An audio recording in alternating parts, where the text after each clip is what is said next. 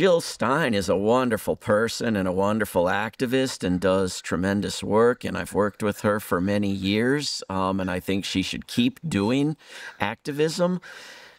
But I think elections in a completely corrupt election system where only two parties can compete at all is a bit of a distraction. And people will persist on pretending it isn't, but then, okay, it's a recurring failure when you're getting a fraction of a % of the vote.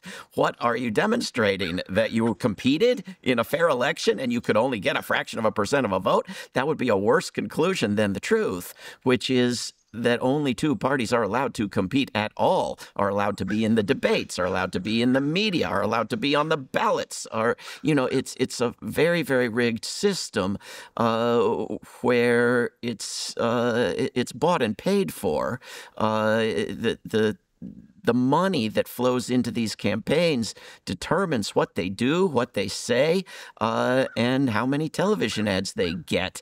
You had a candidate in Kamala Harris who preferred loss to opposing a genocide, right? Who preferred to do a Hubert Humphrey rather than learn from what Hubert Humphrey did supporting Lyndon Johnson's war when he knew it would cost him the election. He preferred to lose rather than oppose a war. She preferred to lose rather than oppose a war. Not because the Democrats are the party of the war machine. There are two parties of the war machine, the Democrats and the Republicans. But they are the only parties in the current electoral system at the federal level, at the presidential level, in the extreme, that can get on the ballot at all. You have to get the money out. You have to get free media. You have to get fair ballot access. You have to get rid of the gerrymandering and the electoral college. You have to have real reforms. You're not going to do it if you think your choices are lying under your bed, whimpering or voting. Women didn't vote themselves the right to vote. We didn't have the civil rights movement just vote African Americans the right to vote. The world is changed by a massive nonviolent uprising that uses civil resistance and creative communications and strategic disruption and interference and gears of the machine jammed by people willing to nonviolently take risks for change. Popular movements like the civil rights movement are not principally voting movements. Voting is one little tool. And so as long as people are obsessed with I'm not against elections. I think we should have one someday in this country. We haven't had a good one. We haven't had a fair one. We haven't had one that meets international standards. We haven't had one that you could send the Carter Center in to monitor and say it was a fair, decent election up to standards that, should prevent a CIA coup against that country. But I think we need serious activism. And this is the moment. The moment after an election is the moment when people can stop obsessing with the latest damn election for at least a few months before they start obsessing with the next one, and look at governance and look at what's been mobilized against the war in Gaza and see how we can escalate it, see how we can make it really disrupt and shut down business as usual. What's been done with Black Lives Matter? What's been done with movements that have changed things in recent years? And how can we up our game? Because we don't have to be distracted by an election at the moment. I think it's a little bit different with Trump having won than anyone else.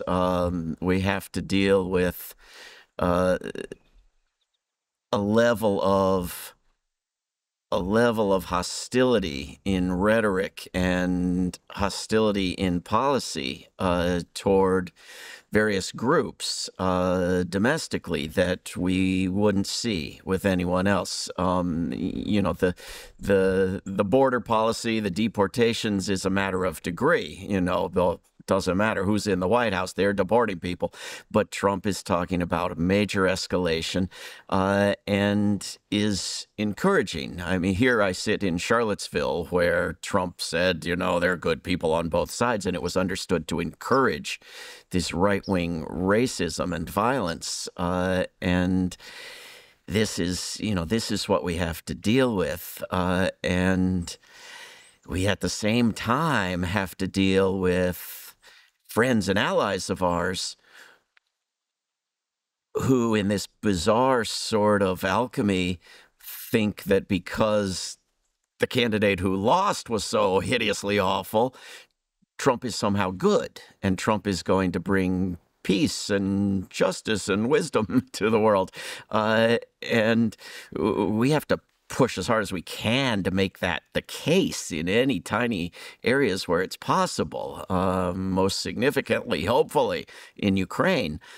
But at the same time, we have to bring people to the starting line, to recognizing that this guy wants to defund everything except the military, wants to take, education and environment and energy and put it all into the military. We're going to be looking back with fondness to the days when only 60% of your tax dollars were going to the military. It's going to be 70, 80%, and this is, from the Prince of Peace himself, Donald Trump. This is what he's planning, right? And all these people that he's picking to run his government are the worst sorts of warmongers and militarists and racists and bigots. And so we're not in a good place in terms of a certain segment of the population that is so desperate for good news that they'll just see good news where there isn't any. But we may be in a better place with a big chunk of the U.S. population that identifies with the Democratic Party, which I suppose is what the corporate media calls the left, right? Because now you can oppose the very same wars, but they're Trump's wars, not Biden's wars. When the last time we had really big peace demonstrations was when the wars were George W. Bush's wars. We've had incredible activism against the genocide in Gaza, but it's not been quite that same level. And those were people who were willing to oppose wars if they were Republican and were willing to support the Democrats ending the wars and voted in 2006 to put the Democrats in power to end the wars, and the Democrats escalated the wars.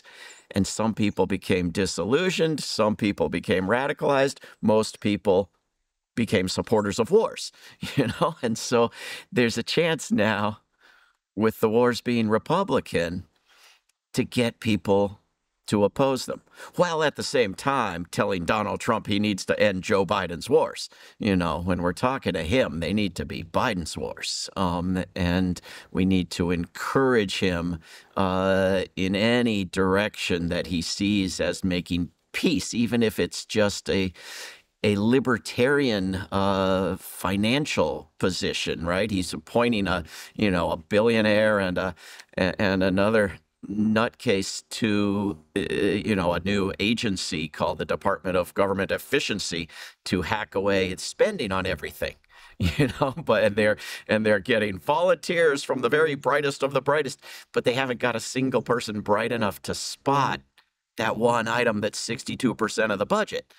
Right? The war machine. They can't spot it. They can't, how many billionaires does it take to spot the one item that's bigger than all the other ones put together? And they can't do it. And so this is what we have to push them on. Yes, hooray, efficiency. Great job, Donald. But here's where you start, I think we have to push that argument because there's some people who will actually listen to it.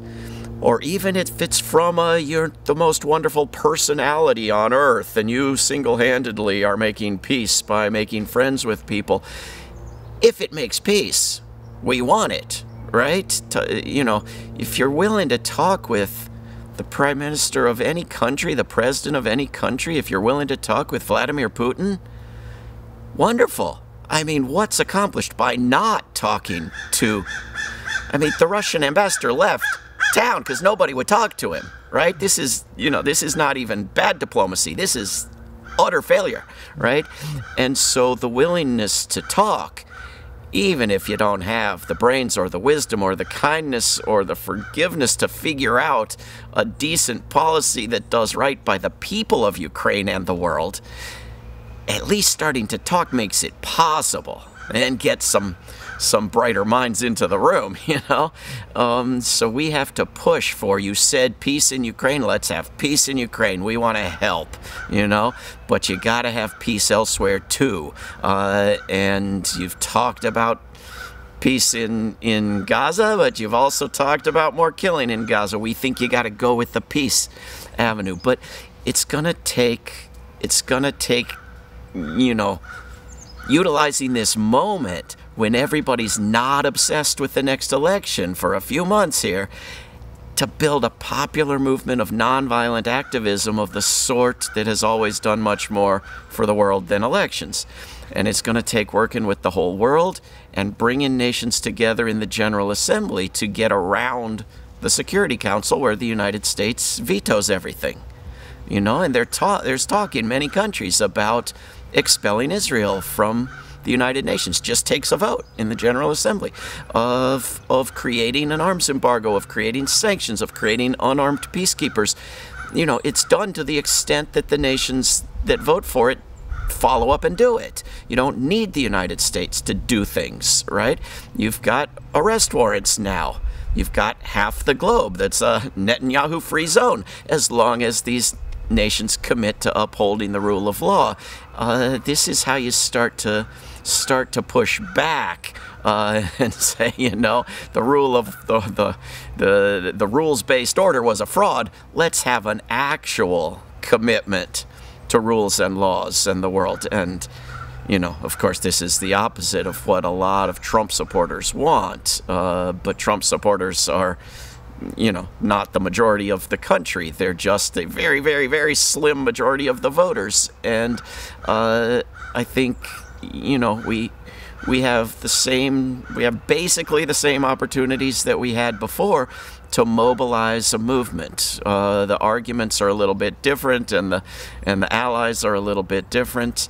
But there are people who lean to the right who are mobilizing to demand the peace in Ukraine agenda in the United States. And it's hard to stand next to them on a stage at a rally when they say that every single thing Russia has ever done has been right and justified and good, while Russia is threatening a nuclear war, right? I mean, the way you avoid a nuclear war is to denounce both teams of lunatics, not just one of them.